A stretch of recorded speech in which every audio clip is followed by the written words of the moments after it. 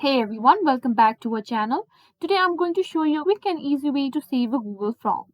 Whether you're working on a form for a survey, quiz or feedback, this guide will help you save your progress and access it anytime. Let's get started. First, open your web browser and go to Google Forms. You can do that by typing forms.google.com.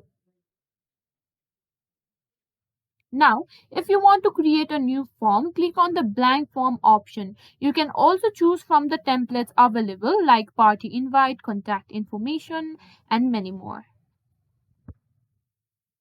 Next, start filling in your form details. Add your title, your description, and the questions you want to ask. Google Forms automatically saves your progress as you type, so you don't have to worry about losing your work. To access your saved forms, click on the Forms home, which you can find in the top left corner. This is your Google Forms home. Now this will take you back to the main page where all your forms are listed.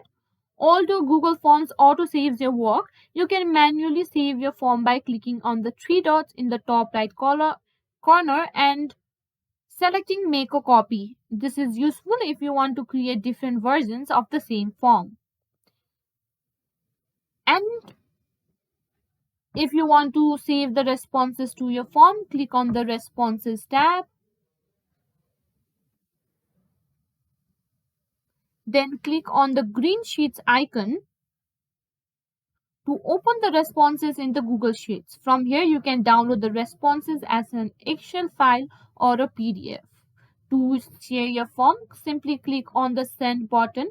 At the top right, you can send it via email or copy the URL or embed it to a website. This makes it easy to collect responses from your audience. And that's it. Now you know how to save a Google form quickly and easily. If you found this tutorial helpful, make sure to give it a thumbs up and subscribe to our channel. Thanks for watching and I'll see you in the next one.